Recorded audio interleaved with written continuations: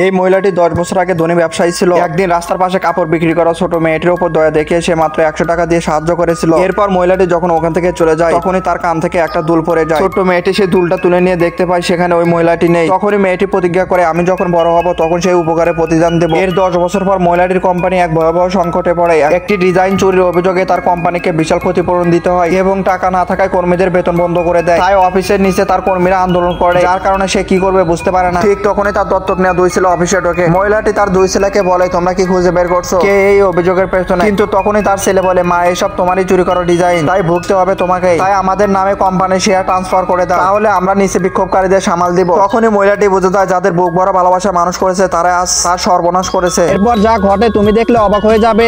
এর আগে ছবিটা দেখে টাকা দিতে হবে না, শুধু লাইক সাবস্ক্রাইব করবে। তখন মহিলাটি বলে এই কোম্পানি আমার রক্তে ঘামে গড়া, তোমাদের মতো অযোগ্যদের হাতে আমি এটা তুলে দেবো না। এই কথা শোনার পর তার 2 ছেলে অফিস থেকে বের হয়ে যায়। মহিলাটি তখন তার শেষ চেষ্টাটুকু করে সে নিচে নেমে এসে সকল পাওনাদারের সামনে হাঁটু গেড়ে বসে যায়। দয়া করে আমাকে আর কিছুদিন সময় দিন, আমি প্রতিটি পয়সা শোধ দেবো বলে আমার কথা বিশ্বাস করুন। তারা এমন আত্মসম্মান ও সততা সবাইকে নরম করে দেয় এবং তারা ওখান থেকে চলে যায়। এরপরের মুহূর্তে তার দত্তক নেওয়া 2 ছেলে ও তার আদরের ছোট বোন সবাই মিলে এসে তাকে অনেক অত্যাচার করে এবং মারধর করতে থাকে তার কোম্পানি তাদের নামে লিখে নেওয়ার জন্য। কিন্তু মহিলাটি যখন বারবার বলতেছিল আমার রক্তে ঘামে গড়া, তার এই কথা শোনার পর আরো মারধর করতে থাকে। তখন এক সময় যে মহিলাটি সেই ছোট্ট মেয়েটিকে 100 টাকা দিয়ে সাহায্য করেছিল আজ সে একজন সফল ফ্যাশন কোম্পানির সিও। সে বিদেশ থেকে ফিরে এসেছে। সে যখন জানতে পারে তার উপকারে মহিলাটি বিপদে পড়েছে এই কথা জানার পর সে বিদেশ থেকে ফিরে আসে এবং তাকে সাহায্য করে সম্পদ সম্মান সব ফিরিয়ে দেয়।